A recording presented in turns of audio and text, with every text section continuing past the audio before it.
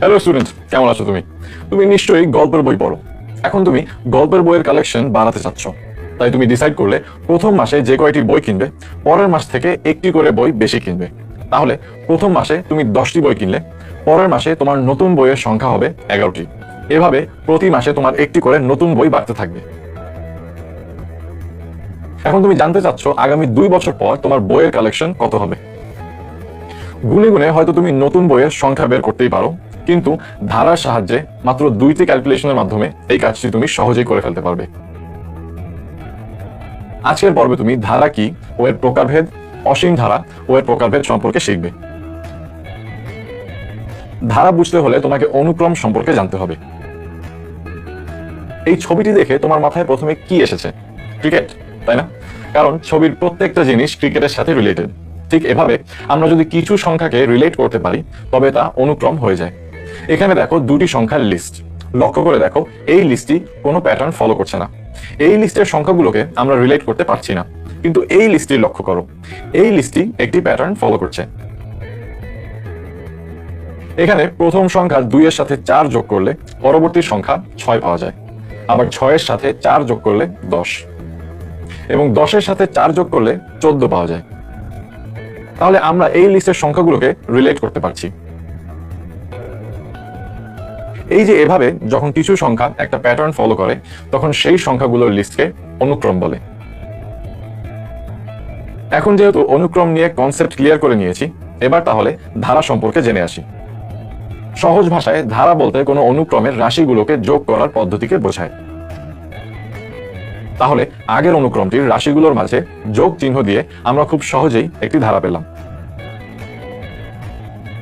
এবার আসি ধারার প্রকারভেদে। পদের সংখ্যার উপর নির্ভর করে আমরা 2 প্রকার ধারা পাই, সসীম ধারা ও অসীম ধারা। প্রথমেই আমরা জানবো সসীম ধারা সম্পর্কে। সহজ ভাষায় যে ধারার শেষ আছে, যার পদ সংখ্যা আমরা গুনতে পারি, তাকেই সসীম ধারা বলে। এসো একটি উদাহরণ দেখি। ধরো তুমি আজকের পকেট মানি থেকে 5 টাকা জমালে, আগামীকাল 10 টাকা। ঠিক করলে যে এভাবে আগামী 7 দিন টাকা জমাবে। তাহলে তোমার আগামী 7 দিনের টাকা জমানোর ধারাটি হবে ঠিক এমন। ধারাটির পদ সংখ্যা আমরা নির্দিষ্ট করে বলতে পারছি এবং ধারাটির একটি শেষ আছে, তাহলে এটি একটি সসীম ধারা।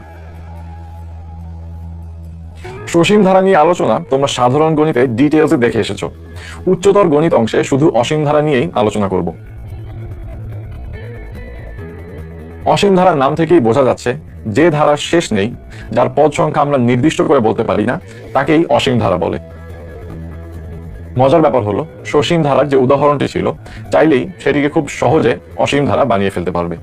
এক্ষেত্রে 5 থেকে 35 পর্যন্ত লিখে প্লাস দিয়ে ডট ডট দিয়ে দিলেই আমরা কিন্তু আর ধারাটির শেষ কোথায় সেটা বুঝতে পারবো না, অর্থাৎ এর মোট কয়টি পদ আছে তা আমরা বলতে পারবো না। আমরা এরকম অনেক ধরনের অসীম ধারা পাই। খেয়াল করে দেখো, এখানে সংখ্যার মান বড় থেকে ছোট হচ্ছে এবং এটি আস্তে আস্তে 0-র দিকে চলে যাচ্ছে। এই ধরনের অসীম ধারা নিয়ে আমরা পরে আরো বিস্তারিত পড়ব। চলো এবার অসীম ধারার প্রকারভেদ সম্পর্কে জানি। তোমার বইয়ে অসীম ধারার 2টি প্রকারভেদ নিয়ে কথা বলা হয়েছে, সমান্তর অসীম ধারা ও গুণোত্তর অসীম ধারা। প্রথমে জানবো সমান্তর অসীম ধারা সম্পর্কে। সমান্তর শব্দটি ভাঙলে আমরা পাই সমান যোগ অন্তর। অন্তর মানে গণিতের ভাষায় বিয়োগফল। অর্থাৎ সমান্তর অসীম ধারায় আমরা যদি পাশাপাশি 2টি সংখ্যা বিয়োগ করি তবে তাদের বিয়োগফল সবসময় সমান পাবো। এই অসীম ধারাটি খেয়াল করে দেখো, এখানে 4 থেকে 2 বিয়োগ করে আমরা 2 পাই। একইভাবে 6 থেকে 4, 8 থেকে 6 এবং 10 থেকে 8-এর বিয়োগফলও 2 পাওয়া যায়। তাহলে আমরা দেখতে পাচ্ছি যে অসীম ধারাটির ক্ষেত্রে পরপর 2টি পদের অন্তর বা বিয়োগফল সমান। এ কারণে এটিকে সমান্তর অসীম ধারা বলা হয়। আর আমরা 2টি পদের মাঝে যে সমান বিয়োগফল পাচ্ছি তাকে গণিতের ভাষায় সাধারণ অন্তর বলে। এখন একটু চিন্তা করো, ধারাটির প্রথম পদ সমান যদি a লিখি তবে পরের পদ কত হবে? অবশ্যই a + 2, তাই না? কারণ 2 আমাদের সাধারণ অন্তর ছিল। এবার সাধারণ অন্তর 2 সমান d ধরি। এখন দ্বিতীয় পদকে আমরা লিখতে পারি a + d। একইভাবে তৃতীয় পদ হবে a + 2 × d। তাহলে চতুর্থ পদ হবে a + 3 × d। মানে যততম পদ আমরা লিখতে চাচ্ছি a প্লাস d এর সাথে তার থেকে এক কম সংখ্যা গুণ হচ্ছে। অর্থাৎ n তম পদের সূত্রটি হবে এমন। তাহলে a কে প্রথম পদ আর d কে সাধারণ অন্তর ধরে আমরা এরকম একটি সমান্তর অসীম ধারা পাই।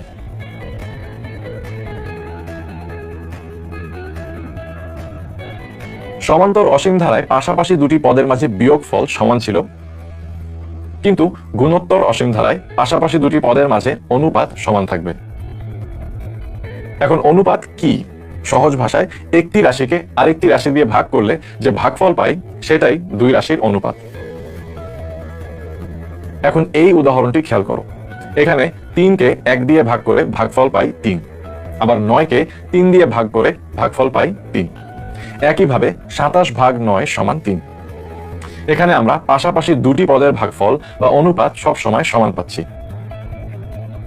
এজন্যই ধারাটি একটি গুণোত্তর অসীম ধারা, আর এক্ষেত্রে অনুপাতটিকে সাধারণ অনুপাত বলা হয়। এবার সমান্তর ধারার মতো আমরা প্রথম পদকে a আর সাধারণ অনুপাতকে r ধরি। তাহলে এই কনসেপ্ট ইউজ করে পরের পদকে আগের পদ দিয়ে ভাগ করে r পাই। এখানে 1 প্রথম পদ বলে এটিকে a ধরেছি। তাহলে আমরা দ্বিতীয় পদ 3 সমান a ইন্টু r লিখতে পারি। একইভাবে তৃতীয় পদ 9 সমান a ইন্টু r স্কোয়ার্ড।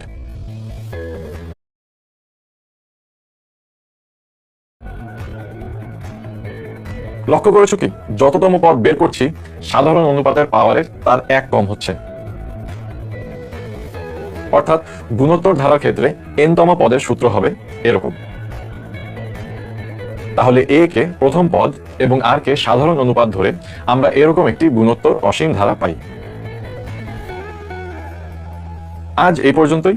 এই পর্বে শিখলাম ধারা কি, ধারার প্রকারভেদ এবং অসীম ধারার প্রকারভেদ। পরের পর্বে অসীম ধারার সমষ্টি বের করার পদ্ধতি ও অসীম গুণোত্তর ধারা সম্পর্কিত কিছু বিশেষ সিদ্ধান্ত ও গাণিতিক সমস্যা সম্পর্কে শিখবে। সেই পর্যন্ত ভালো থেকো। হ্যালো স্টুডেন্ট, আশা করি ভালো আছো।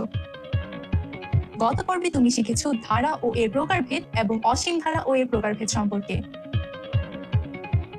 আজকের পর্বে শিখবে অসীম ধারার আংশিক ও অসীমতক সমষ্টি এবং অসীম গুণোত্তর ধারার কিছু সিদ্ধান্ত। চলো প্রথমেই দেখি অসীম ধারার আংশিক সমষ্টি। তুমি জানো যে কিছু জিনিস বা পদ নির্দিষ্ট করে দিলে তাদের যোগফল বের করা যায়। তাহলে এই অসীম ধারার প্রথম 5টি পদের যোগফল বের করতে বললে তা একটি ছোট অংশ নির্দিষ্ট করে। এভাবে যখন কোনো অসীম ধারার একটি নির্দিষ্ট অংশের যোগফল বের করা হয় সেটি আংশিক সমষ্টি। আংশিক সমষ্টি সমান্তর ও গুণোত্তর দুই ধারার জন্য হতে পারে।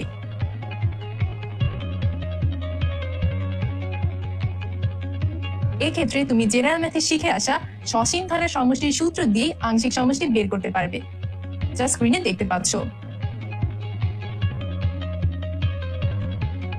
অসীম ধারার সূত্র নিয়েই ডিটেলস আগামী পর্বে শিখবে।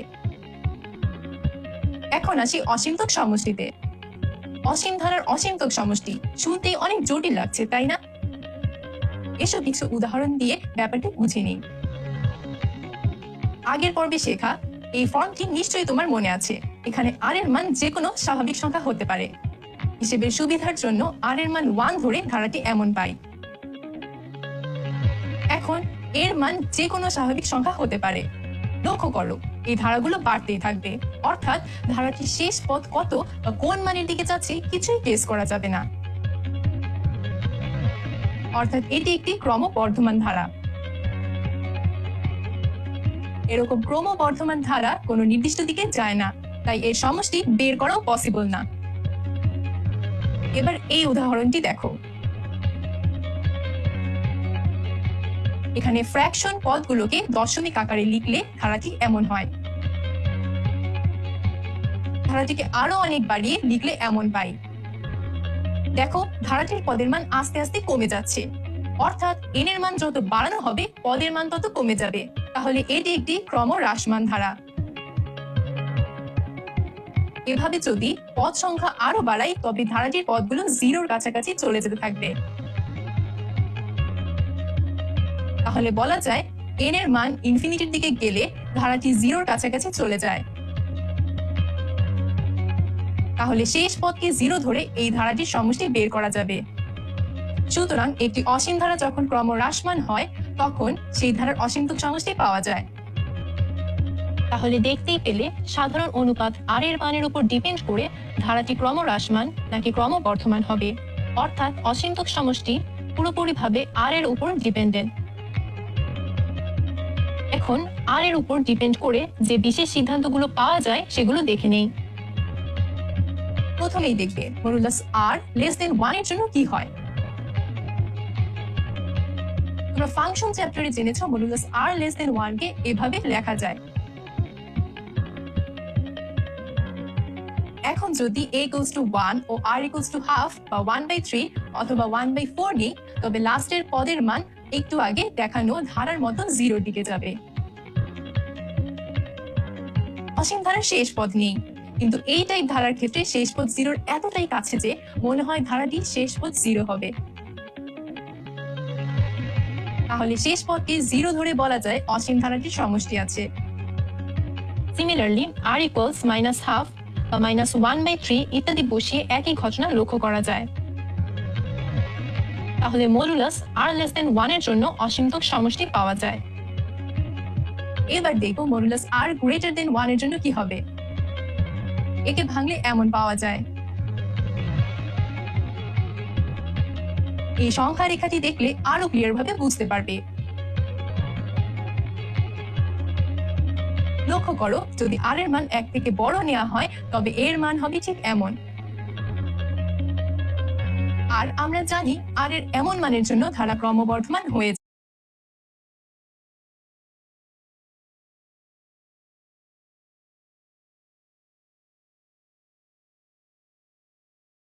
যায়, তাই কোনো সমষ্টি পাওয়া পসিবল না।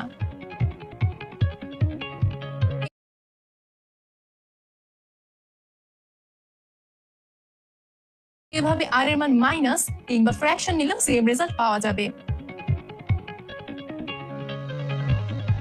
তাহলে মডুলাস r গ্রেটার দেন 1 এর জন্য অসীমতম সমষ্টি পাওয়া যায় না। এবার আসি r equals to 1 এর জন্য। একটু আগেই দেখেছো যে r এর মান 1 হলে অসীম ধারাটি ক্রমবর্ধমান হয়।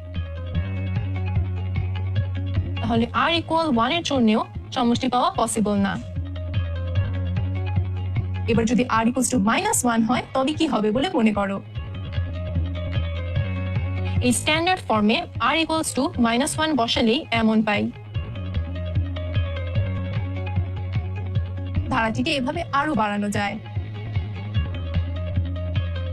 এখানে প্রথম 2 পদের সমষ্টি 0 আর প্রথম 3 পদের সমষ্টি a। তাহলে চিন্তা করো তো প্রথম 5 পদ আর 6 পদের সমষ্টি কত হবে। ঠিক চিন্তা করেছো, 5 পদের সমষ্টি হবে a আর 6 পদের সমষ্টি হবে 0। তাহলে কনক্লুশনে আসতে পারি এই ধারায় r এর মান -1 বসালে জোড় সংখ্যক পদের সমষ্টি 0 এবং বিজোড় সংখ্যক পদের সমষ্টি a হয়। এখন a এর পরিবর্তে যে কোনো স্বাভাবিক সংখ্যা নিলেও সেম রেজাল্ট হবে। অর্থাৎ r equals -1 এর জন্য নির্দিষ্ট কোনো সমষ্টি কখনোই পাওয়া পসিবল না। তাহলে ফাইনালি বলা যায় একটি গুণোত্তর ধারার অসীমতম সমষ্টি থাকবে যদি r এর মান -1 থেকে 1 এর মাঝে হয়। তাহলে আজকে এ পর্যন্ত। আজকের পর্বে শিখলে অসীম ধারার আংশিক ও অসীমতম সমষ্টি এবং অসীম গুণোত্তর ধারার কিছু সিদ্ধান্ত। আগামী পর্বে তুমি অসীম গুণোত্তর ধারার অসীমতম সমষ্টি বের করার সূত্র এবং এর রিলেটেড ম্যাথ প্রবলেম সলভ করা শিখবে। সে পর্যন্ত ভালো থেকো।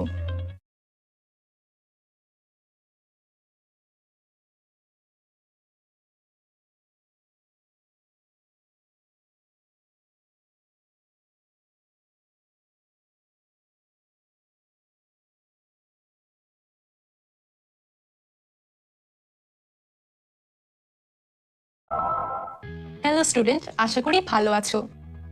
গত পর্বে তুমি অসীম ধারার আংশিক ও অসীমতম সমষ্টি সম্পর্কে জেনেছো এবং কিছু বিশেষ সিদ্ধান্ত শিখেছো। আজকের পর্বে শিখবে অসীম ধারার সমষ্টি বের করার সূত্র ও এই রিলেটেড কিছু ম্যাথ প্রবলেমস। চলো সূত্র দিয়ে শুরু করি। তোমরা স্ক্রিনে দেখানো এই সূত্র দুইটি নিশ্চয়ই জেনারেল ম্যাথে শিখে এসেছো। এখানে এস এন দিয়ে সমষ্টি, এ দিয়ে প্রথম পদ এবং আর দিয়ে সাধারণ অনুপাত বোঝানো হয়। দেখতেই পাচ্ছ যে আর এর উপর ডিপেন্ড করে দুইটি সূত্র পাওয়া যাচ্ছে। কখনো কি মনে হয়েছে কেন এমনটা হয়? গত পর্বে শিখেছ আর এর মান 1 হলে ক্রমবর্ধমান ধারা হয়, যার অসীমতক সমষ্টি পাওয়া পসিবল না। এর জন্যই আর এর মান 1 হবে না। তাই আর এর মান 1 থেকে বড় নয়তো ছোট হবে। আর এর মান 1 থেকে বড় হলে আর টু দি পাওয়ার n এর মানও 1 থেকে বড় হবে। তাই প্রথম সূত্রে এইভাবে লেখা হয়েছে। আবার আর এর মান 1 থেকে ছোট হলে আর টু দি পাওয়ার n এর মানও 1 থেকে ছোট হবে। তাই এই সূত্রে এভাবে লেখা হয়েছে। এবার এই সূত্রটিকে ভেঙে পাই এরকম। এখন গত পর্ব থেকে শিখে আসা আইডিয়া কাজে লাগিয়ে বলা যায় আর লেস দেন 1 এর জন্য আর টু দি পাওয়ার n এর মান 0 এর কাছাকাছি যাবে। তাই এই সূত্রে আর টু দি পাওয়ার n এর মান 0 বসালে ধারার অসীমতক সমষ্টি বের করার সূত্রটি পেয়ে যাবে। চলো এবার এই সূত্র ইউজ করে কিছু ম্যাথ প্রবলেম সলভ করি। প্রথমে দেখি এই ধারাটির অসীমতক সমষ্টি আছে কিনা। এখানে ধারাটির প্রথম পদ a = 1, দ্বিতীয় পদকে প্রথম পদ দিয়ে ভাগ করে সাধারণ অনুপাত আর এর মান পাই, যা 1 থেকে ছোট। অর্থাৎ এই ধারাটির অসীমতক সমষ্টি আছে। এখন অসীমতক সমষ্টির সূত্রে a ও r এর মান বসিয়ে ক্যালকুলেশন করলেই আনসার পাওয়া যায়। চলো এই ধারার প্রথম n সংখ্যক পদের যোগফল বের করি। এইটাই ধারার ক্ষেত্রে একটু অন্যভাবে করতে হবে। এটি ভালো করে শিখে নাও, বাকি সব নিজেই করতে পারবে। প্রথমেই ধারাটিকে সিম্পলিফাই করার জন্য 7 কমন নিতে হবে। এখন ভিতরে 9 দিয়ে গুণ করি আর মান ঠিক রাখার জন্য বাহিরে 9 দিয়ে ভাগ করি। দেখো তো ভেতরের প্রত্যেকটা পদকে এভাবে -1 করে লেখা যায় কিনা। এখানে 10, 100 ও 1000 কে একসাথে পাওয়ার আকারে আর সব 1 গুলোকে একসাথে এভাবে লেখা যায়। এখানে n সংখ্যক 1 আছে, আর তুমি তো জানো দুটি 1 যোগ করলে 2 পাবে, তিনটি 1 যোগ করলে 3 পাবে, তাহলে n সংখ্যক 1 যোগ করলে n পাবে। এবার ভেতরের ধারা থেকে 10 কমন নিয়ে একটি স্ট্যান্ডার্ড ফরম্যাটের গুণোত্তর ধারা পাই। এখন আর এর মান 1 থেকে বড় হওয়ায় এই সূত্র ব্যবহার করতে হবে। এখন এই হাইলাইটেড ধারার জন্য Sn এর মান পাই এরকম। এবার ক্যালকুলেশন করলেই আনসার পেয়ে যাব। অনেক বড় একটি ম্যাথ প্রবলেম সলভ করেছি, তুমি রিওয়াইন্ড করে ভালো করে বুঝে নাও। কখনো কি এরকম পিং পং বল দিয়ে খেলেছো? মনে করো এরকম একটি বল 12 ফিট উচ্চতা থেকে ফেলে দিলে মাটিতে বাউন্স করে প্রতিবার এর আগের উচ্চতার অর্ধেক উচ্চতায় ওঠে।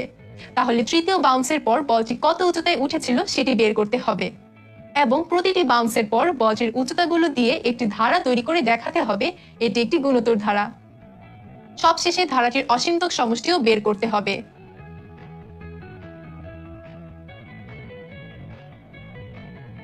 তাহলে প্রথম বাউন্সের পর বলের উচ্চতা হবে 6 ফিট। সিমিলারলি আগের উচ্চতাগুলোকে হাফ করে তৃতীয় বাউন্সের পর বলের উচ্চতা হবে 3/2 ফিট। তাহলে প্রতিটি বাউন্সের পর বলটির উচ্চতাগুলো দিয়ে এমন একটি ধারা পাওয়া যায়। এখানে ধারাটির সাধারণ অনুপাত হাফ। যেহেতু ধারাটির পরপর যে কোনো 2 পদের অনুপাত সেম, তাই এটি একটি গুণোত্তর ধারা। আর এর মান 1 এর থেকে ছোট হওয়ায় এই ধারার অসীমতক সমষ্টি আছে। এখন সূত্রে a ও r এর মান বসিয়ে অসীমতক সমষ্টি পাই 12। এবার আরেকটি গাণিতিক সমস্যা দেখো। এখানে বলা হয়েছে এই ধারায় x এর মান কেমন হলে ধারাটির অসীমতক সমষ্টি থাকবে এবং সেই সমষ্টি নির্ণয় করতে বলা হয়েছে। ধারাটির প্রথম পদ দেয়া আছে ও সাধারণ অনুপাত ক্যালকুলেট করে এমন পাই। তাহলে সাধারণ অনুপাত যেহেতু 0 হতে পারে না, তাই 0-র থেকে ছোট বা বড় হবে। আবার অসীমতক সমষ্টি পাওয়ার শর্ত বসিয়ে আরো একটি সমীকরণ পাই। এখন ইকুয়েশন 1 এর প্রথম শর্ত ইকুয়েশন 2 এ বসিয়ে এমন পাওয়া যায়। তুমি তো অসমতা শিখে এসেছো, সেই কনসেপ্ট ইউজ করে অসমতাটি সমাধান করলে x এর মান চলে আসবে। একইভাবে প্রথম ইকুয়েশনের দ্বিতীয় শর্ত ইউজ করে এমন পাওয়া যায়। একে সমাধান করলে আরো একটি x এর মান পাওয়া যায়।